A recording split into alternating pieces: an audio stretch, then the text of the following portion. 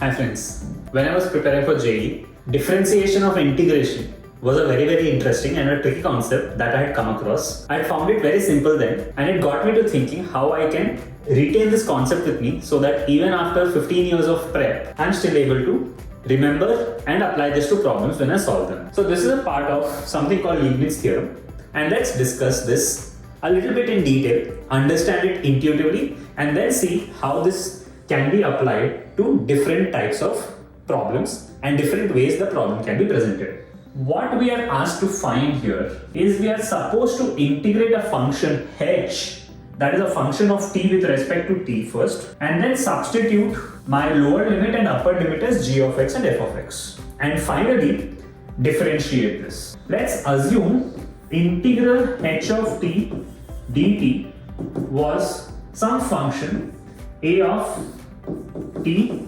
plus c, since it's an indefinite integral. Now, when I apply the limits in this as g of x to f of x, this I will get a of f of x minus a of g of x. बस उसको differentiate कर दो यार, chain rule लगा के. So, and I know that the differential of a dash is h, क्योंकि h का integral तो a हुआ ना. तो what we get here is h of f of x into f dash of x minus h of g of x into g dash of x, simply by applying the chain rule. And this is sorted. Let's look at another way this problem can come. Now, in this case, my limits are constants, but my function is both variable x and t, and I'm integrating it with dt. In this case, what we have to do is we have to take the partial derivative of the function of f of x of t with respect to x and then integrate it with respect to t to get my answer. That's because I am looking at only the partial derivative with respect to x. The third thing is when we have both these happening, where I have the limits also as functions of x, integral part is also a function of x.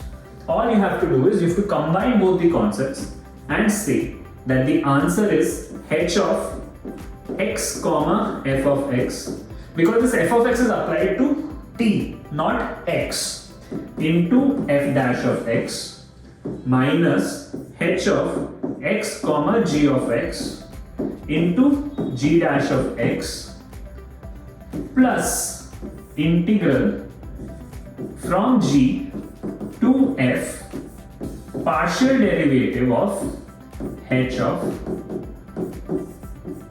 and that will be my answer when both these things are happening. I hope you found this interesting, and now when you come across certain problems that ask you to use these concepts, you will be in a better position to apply them.